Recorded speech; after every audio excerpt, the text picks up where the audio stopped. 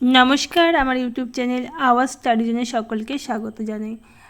আমরা আগের ক্লাসে গ্রাম পঞ্চায়েত সম্পর্কিত কিছু প্রশ্ন উত্তর আলোচনা করেছি, আর বেশ কিছু প্রশ্ন উত্তর আমাদের বাকি ছিল, যেগুলো আজকের ভিডিওর মধ্যে দিয়ে সেই প্রশ্ন উত্তরগুলো আলোচনা করব।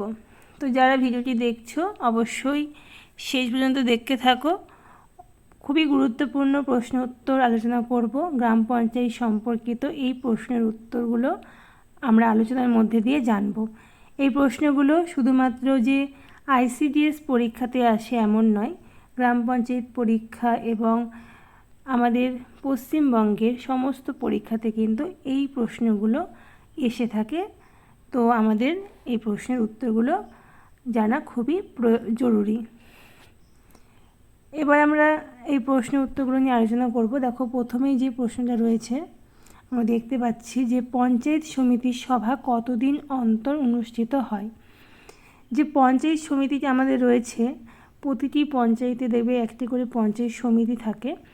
সেই পঞ্চায়েত সমিতির সভা কতদিন অন্তর অনুষ্ঠিত হয়? প্রতি 3 মাসে অন্তর একবার পঞ্চায়েত সমিতির সভা অনুষ্ঠিত হয়। এই সভায় মোট সদস্য সংখ্যার 1/4 উপস্থিতি প্রয়োজন হয়। যদি 1/4 অংশ যদি সদস্যরা থাকে তবেই কিন্তু এই সভাটা অনুষ্ঠিত হতে পারে। যদি সেই 1/4 কম থাকে সদস্য, তাহলে কিন্তু সেই সভাটা অনুষ্ঠিত হয় না। 1/4 সদস্যের কিন্তু উপস্থিতি প্রয়োজন হয়। পরের প্রশ্ন দেখো রয়েছে যে জেলা পরিষদের সভা কতদিন অন্তর অনুষ্ঠিত হয়। জেলা পরিষদের সভাও অনুষ্ঠিত হয়, এটাও 3 মাস অন্তর জেলা পরিষদের অধিবেশন বসে। পরিষদের মোট সদস্য সংখ্যাও কিন্তু 1/4 উপস্থিত থাকলেই এই বৈঠকটি অনুষ্ঠিত হয়। তাহলে সদস্যদের উপস্থিতি লাগে 1/4। স্থানীয় স্বায়ত্তশাসন ব্যবস্থা বলতে কি বোঝায়? স্থানীয় স্বায়ত্তশাসন ব্যবস্থা বলতে স্বশাসন বা নিজের শাসনকে বোঝায়। এই শাসন ব্যবস্থার মূল কথা হলো স্থানীয় নাগরিকদের দ্বারা কোনো অঞ্চলে সাধারণ ব্যবস্থা পরিচালনা করা। প্রত্যেক দেশের অসংখ্য ক্ষুদ্র ক্ষুদ্র অঞ্চল বা এলাকা থাকে। স্থানীয় নাগরিকদের দ্বারা এই সমস্ত অঞ্চল বা এলাকার শাসন কার্য পরিচালনার ব্যবস্থা হলো স্থানীয় স্বায়ত্তশাসন ব্যবস্থা। পরের প্রশ্ন দেখো রয়েছে ভারতের স্থানীয় স্বায়ত্তশাসন ব্যবস্থার জনককে? লর্ড রিপনকে বলা হয়। কোন সাংবিধানিক সংশোধনে স্থায়ী স্বায়ত্তশাসন ব্যবস্থা সাংবিধানিক স্বীকৃতি পায়? 1992 সালের 73তম সংবিধানের সংশোধনে। ইংরেজি ভিলেজ শব্দটি কোন শব্দ থেকে উৎপত্তি হয়েছে? ল্যাটিন শব্দ ভিকাস থেকে উদ্ভূত হয়েছে। জনসংখ্যার ভিত্তিতে গ্রামগুলির কয়টি শ্রেণীতে ভাগ করা হয়েছে? 7টি শ্রেণীতে কিন্তু গ্রামগুলিকে ভাগ করা হয়েছে। গ্রামীণ উন্নয়নের ক্ষেত্রে এলপিজি মডেল কত সালে গৃহীত হয়েছিল? 1991 সালে পিভি নরসিমা রাও প্রধানমন্ত্রী পদে থাকাকালীন এই মডেল গৃহীত হয়। মানব উন্নয়ন সূচক কত সালে প্রথম প্রবর্তিত হয়? 1990 সালে। পরের প্রশ্ন রয়েছে দেখো, SECC এর সম্পূর্ণ রূপ কি? Socio economic and caste census. 2011 সালে জনগণনা অনুযায়ী কোন রাজ্যের গ্রামীণ জনসংখ্যা বৃদ্ধির হার সর্বাধিক? মেঘালয়, এটা 25.9%। 2011 সালে জনগণনা অনুযায়ী কোন রাজ্যের গ্রামীণ জনসংখ্যার বৃদ্ধির হার সর্বনিম্ন? এটা হচ্ছে কেরালা, -25.9%। কোন কেন্দ্রশাসিত অঞ্চলে গ্রামীণ জনসংখ্যা বৃদ্ধির হার ধনাত্মক লক্ষ্য করা গেছে?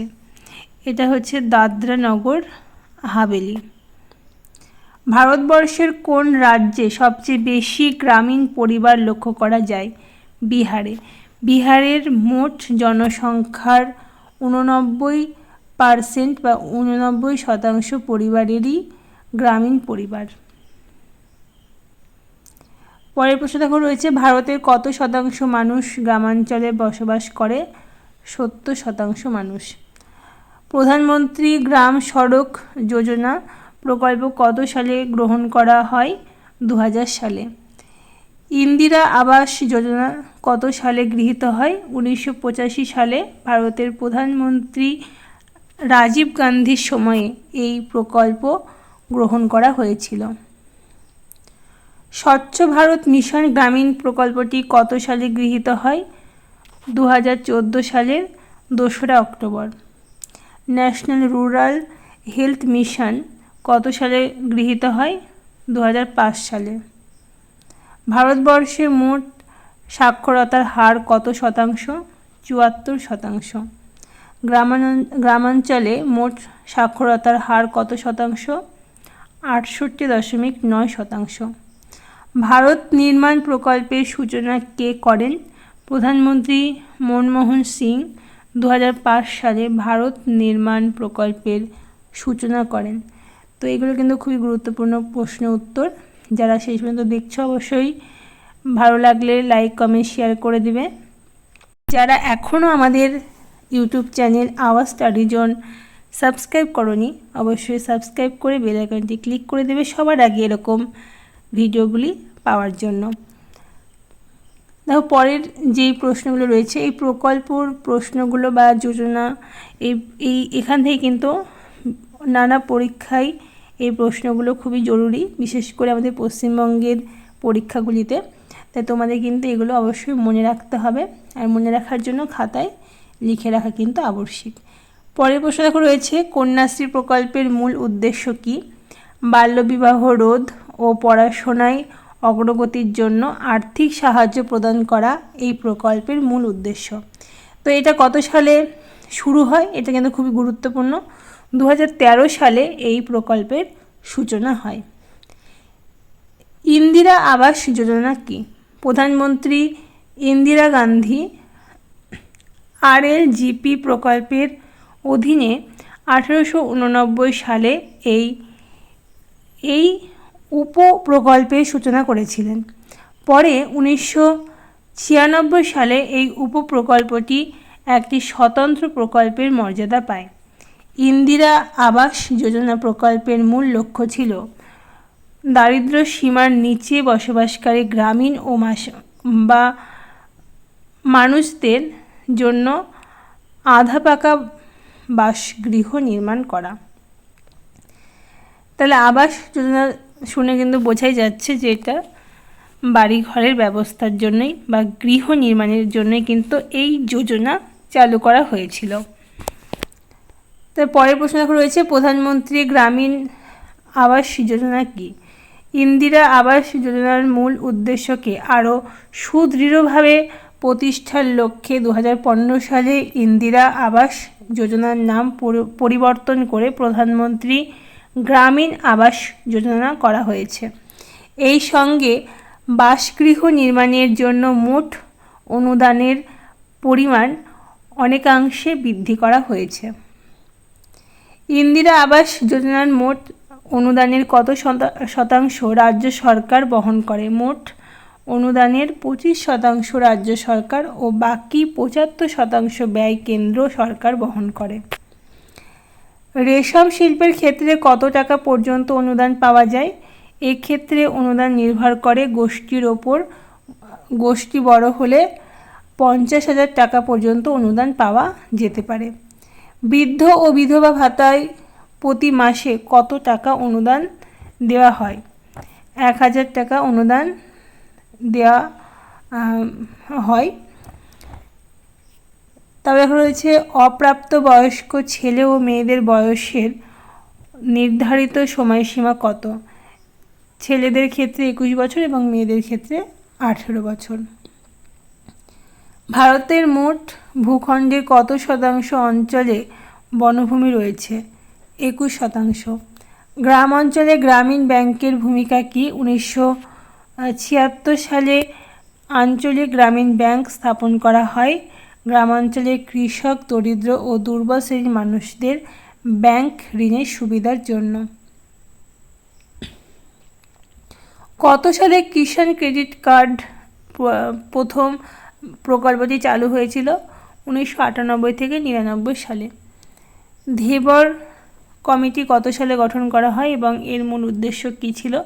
1961 সালে ধেবর কমিটি গঠন করা হয় এবং এর মূল উদ্দেশ্য ছিল মানুষের প্রয়োজনীয় বিষয়গুলির ওপর গুরুত্ব আরোপ করা, যেমন খাদ্য, পানীয় জল, চাকরি, শিক্ষা, স্বাস্থ্য এবং গ্রামের রাস্তার উন্নয়নের জন্য এই কমিটি গঠন করা হয়। The task force on development of tribal area কমিশনটি কত সালে গঠিত হয়? 1972 সালে। দুবে কমিটি কত সালে গঠিত হয়? এর উদ্দেশ্য কী ছিল? জাতীয় স্তরে আদিবাসী মানুষদের উন্নয়নের সমস্যা বিশ্লেষণ করে তা সমাধানের প্রচেষ্টার জন্য 1972 সালে দুবে কমিটির গঠন করা হয়। ITDP সম্পূর্ণ নাম কি? Integrated tribal development project. কোন পঞ্চবার্ষিকী পরিকল্পনায় ইন্টিগ্রেটেড ট্রাইবাল ডেভেলপমেন্ট প্রজেক্ট প্ল্যানটি শুরু করা হয়? পঞ্চম পঞ্চবার্ষিকী পরিকল্পনার সময়, এটা 1974 থেকে 79। সবুজ বিপ্লব কোন পঞ্চবার্ষিকী পরিকল্পনার সময় শুরু হয়? তৃতীয় পঞ্চবার্ষিকী পরিকল্পনা 1961 থেকে 66। বর্তমান ভারতে কত ধরনের গ্রামীণ উন্নয়ন পদ্ধতি প্রযোজ্য রয়েছে? 4 ধরনের। গ্রামীণ উন্নয়নের 3টি দিক কী কী? সামাজিক, অর্থনৈতিক ও রাজনৈতিক। নাবার্ড কত সালে স্থাপিত হয়? 1982 সালে। নাবার্ডের সম্পূর্ণ নাম কি? National bank for agriculture and rural development. SHG এর সম্পূর্ণ নাম কি? Self help group. ভারতের প্রকৃত উন্নয়ন হলো গ্রামের উন্নয়ন। উদ্ধৃতি কার? এটা হচ্ছে মহাত্মা গান্ধীর। ভারত সরকার কত সালে সর্বশিক্ষা অভিযান কর্মসূচি গ্রহণ করেন? 2001 সালে। গ্রামীণ ঋণের প্রাতিষ্ঠানিক উৎস কি? আঞ্চলিক গ্রামীণ ব্যাংক। গ্রামীণ ঋণের অপ্রাতিষ্ঠানিক উৎস কি? ব্যবসায়ী। উজালা যোজনা কত সালে গৃহীত হয়েছিল? 2016 সালে কিন্তু উজালা যোজনা গৃহীত হয়। প্রধানমন্ত্রী গরিব কল্যাণ যোজনা কত সালে গৃহীত হয়েছিল? এটা হচ্ছে 2016 সালে। NGNREGA এর সম্পূর্ণ নাম কি? Mahatma Gandhi national rural employment guarantee scheme. গ্রামীণ শিল্পকে কয়টি ভাগে ভাগ করা হয়? 3টি ভাগে। কুটির শিল্প, কৃষি শিল্প ও কৃষি প্রক্রিয়াকরণ শিল্প আর ক্ষুদ্র শিল্প। কোন পঞ্চবার্ষিকী পরিকল্পনায় গ্রামীণ ও ক্ষুদ্র শিল্প সম্প্রসারিত হয়েছিল? দ্বিতীয় পঞ্চবার্ষিক পরিকল্পনায় 1956 থেকে 61। বর্তমানে ভারতে কত শতাংশ মানুষ দরিদ্র সীমার নিচে বসবাস করে? 26.1%। জন্মহার কিভাবে পরিমাপ করা হয়? CPR পদ্ধতিতে জন্মের হার পরিমাপ করা হয়। CBR নির্ধারণের পদ্ধতি হলো CBR = এক বছরে কোনো এলাকার জনসংখ্যা ওই বছরের মধ্যবর্তী সময়ে এলাকার জনসংখ্যার গুণ 1000, মানে 1000-এর মধ্যে সেটা গণনা করা হয়। জওহর গ্রাম উন্নয়ন যোজনা কত সালে চালু হয়? 2001 সালে। তো এই ছিল আজকে কিছু গুরুত্বপূর্ণ প্রশ্নের উত্তর, যেগুলো আমাদের মনে হয়েছে যে এগুলো খুবই গুরুত্বপূর্ণ এবং আসার মতো, সেই সমস্ত প্রশ্নগুলো নিয়ে আলোচনা করলাম। যারা শেষ পর্যন্ত ভিডিওটি দেখলে অবশ্যই ভালো লাগলে লাইক করে দেবে। আজকের ভিডিওটি এই পর্যন্তই, দেখা হচ্ছে অন্য কোনো ভিডিওতে।